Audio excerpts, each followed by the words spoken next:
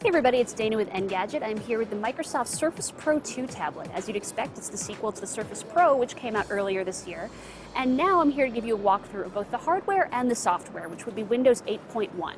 So as you can see, the Surface Pro 2 looks like, well, the Surface Pro. At first glance, it's actually pretty hard to tell the difference between this and the original model. Like the original, it's still fairly chunky for a tablet, as you'd expect, because it has both a full-sized USB port and a full-fledged Core i5 processor inside. But also design-wise, it's pretty similar to the original, actually. It's still made of magnesium alloy. Main difference is that it's made of 2 pieces of metal instead of 3, but that's really not obvious at first glance. It still has the kickstand, as it always has. This is really an iconic feature of the product. The main difference is that now it extends outward to a second stage. Before it could only go out this far, but now it can go out this far. And that's useful when you're using it in your lap because it gives you a little more stability, it digs into your legs a little bit less, and the viewing angle might be a little bit better just because the viewing angle will be a little bit closer to flat. It's a sturdy kickstand as always, and wait for it, it makes a really satisfying click when you close it. So that's not new.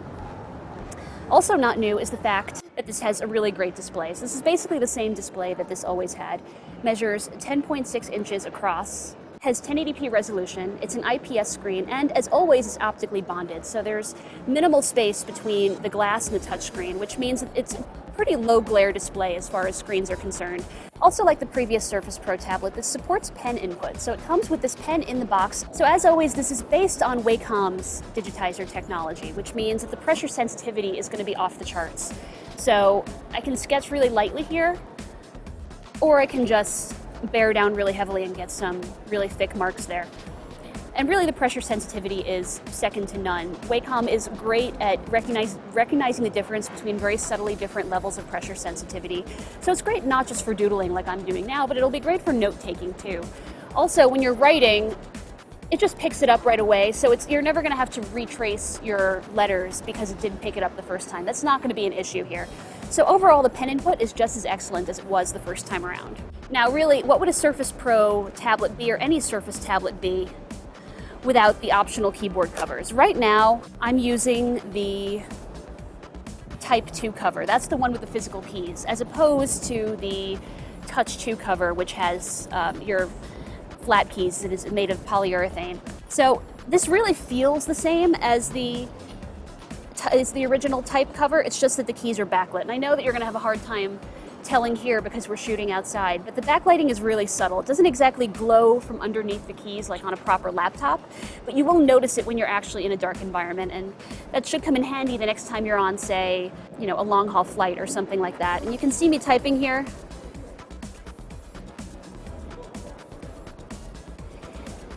It's a pretty comfortable typing experience. As you may have heard, Windows 8.1 brings back the Start button. But not in the way you think. It's just that the Start button is fixed down here permanently, and when you press it, it just brings you back toward the Start screen. And this actually brings me to one of my other favorite features, which is that you can set the background on your Start screen to be the same image that's your desktop wallpaper. So that means when you go from the Start screen and these live tiles back to the traditional desktop, it feels like a less jarring experience. It's almost just like the live tiles are floating onto the screen.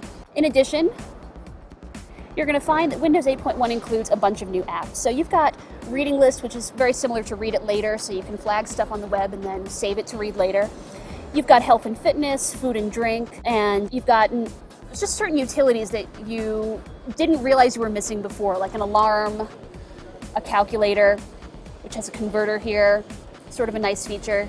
But so those are a selection of the new apps you're going to find built into Windows 8.1. Again, for a deeper dive, you're going to want to check out the preview that we published a few months ago.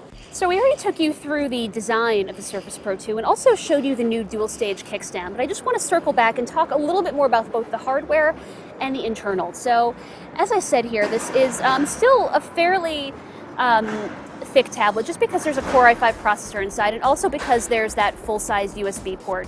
But it's still fairly easy to hold in the hand considering what it is and feels very sturdily made. As you'll see here, to compensate for the fact that there is this full-fledged processor inside, like last time, there's a really thin, discrete vent here. You're not going to find any traditional vent fans just, stamped on the back there. But the air comes out of here, and so far we've found that it runs fairly cool and fairly quietly. It does get a little bit warm in the center of the tablet here, but if you're using it in kickstand mode, you're not even going to notice because it's not going to be touching your legs or anything else. On the inside here, we're running the base version, which has 64 gigabytes of solid state storage and also 4 gigs of RAM. That starts at $900 with no keyboard included. You can go up to a 128 gigabyte version, which also has 4 gigs of RAM. There are also 256 gigabyte and 512 gigabyte versions, but those have 8 gigs of RAM.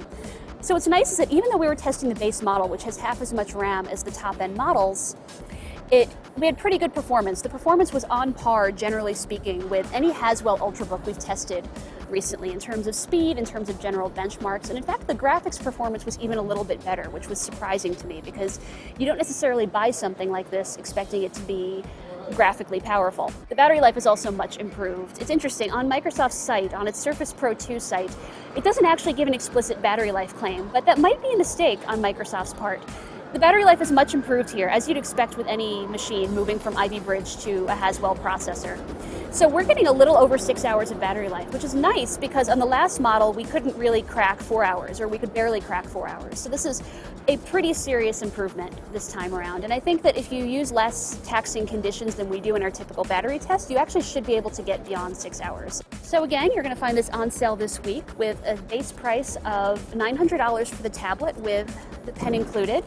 And then you have your choice of keyboard. So you can get the Type Cover 2, which is backlit just like the Touch Cover 2. This is going to be $120.